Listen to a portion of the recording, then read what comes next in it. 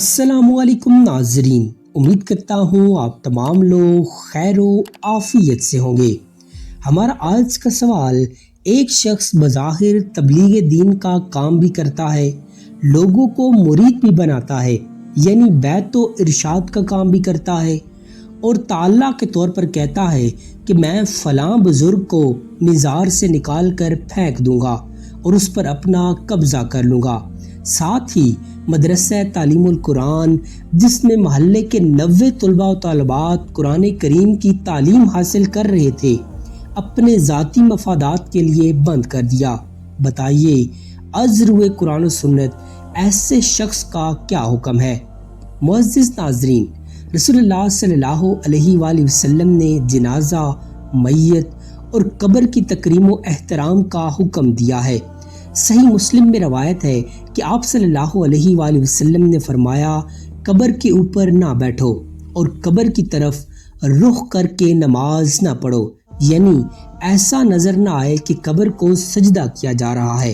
اس احادیث پاک سے معلوم ہوتا ہے کہ شرعاً قبر کی اہانت اور تحقیر بھی جائز نہیں، اور حد شرع سے بڑھ کر تکریم بھی جائز نہیں۔ صحیح مسلم کی ایک اور حدیث میں ہے کہ رسول اللہ صلی اللہ علیہ وآلہ وسلم نے فرمایا، تم میں سے کوئی شخص آگ کی چنگاری پر بیٹھے کہ اس سے اس کے کپڑے جل جائیں اور آگ کا اثر اس کی جلد تک پہنچ جائے، اس اذیت کا برداشت کرنا اس سے بہتر ہے کہ وہ قبر پر بیٹھ جائے اور اس کا وبال اور گناہ اس کے ذمہ آئے۔ بخاری مسلم کی ایک اور حدیث میں ہے، حضرت جابر بیان کرتے ہیں کہ ایک جنازے کا ہمارے پاس سے گزر ہوا، رسول اللہ صلی اللہ علیہ وآلہ وسلم جنازے کو دیکھ کر کھڑے ہو گئے، ہم بھی آپ صلی اللہ علیہ وآلہ وسلم کے ساتھ کھڑے ہو گئے۔ ہم نے عرض کیا، یا رسول اللہ صلی اللہ علیہ وآلہ وسلم، یہ تو ایک یہودی عورت کا جنازہ ہے۔ آپ نے فرمایا، موت ایک ہولناک چیز ہے، بس جب تم جنازہ دیکھو تو موت کی ہولناکی کا تصور کر کے کھڑے ہو جایا کرو۔ تو ان احادیث سے معلوم ہوا کہ اسلام میں میت، جنازے اور قبر کی تکریم اور ان چیزوں کو دیکھ کر آخرت کو یاد کرنے کا حکم دیا گیا ہے۔ قبر پر بیٹھنے کی رسول اللہ صلی اللہ علیہ وآلہ وسلم نے شدت سے ممانعت فرمائی ہے، اور اس کی سنگینی کو آگ میں جلنے سے زیادہ شدید بتایا ہے۔ تو قبر کا کھودنا اور میت کو قبر سے نکالنا تو قبر کے اوپر بیٹھنے سے بدرجہ زیادہ بڑا گناہ ہے۔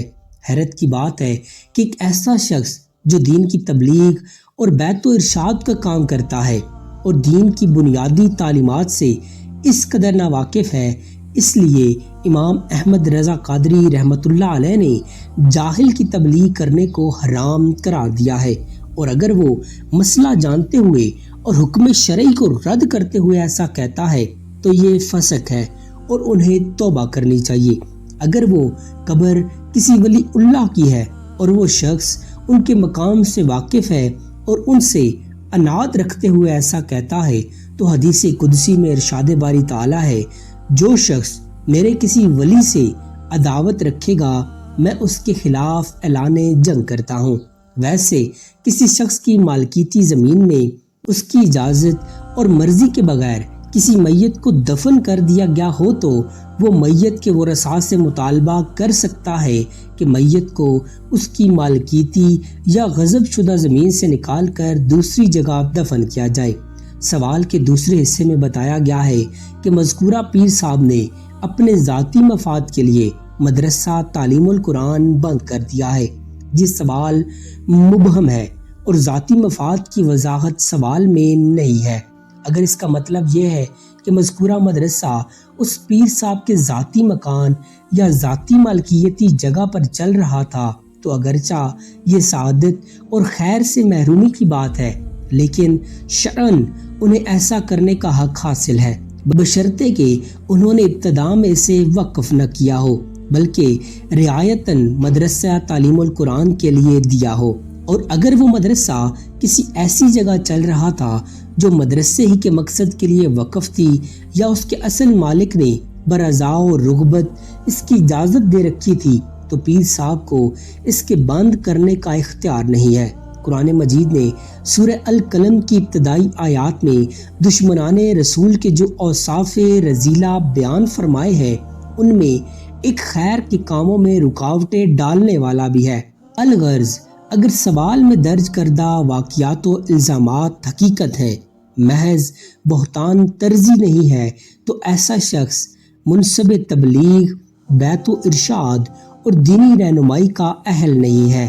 حق واضح ہونے پر انہیں اپنے طرز عمل سے رجوع کر کے توبہ کرنی چاہیے۔ امید کرتا ہوں آپ کو ہماری آج کی ویڈیو پسند آئی ہوگی۔ مزید ایسی انفارمیٹیو ویڈیوز کے لیے چینل کو سبسکرائب کر لیجئے۔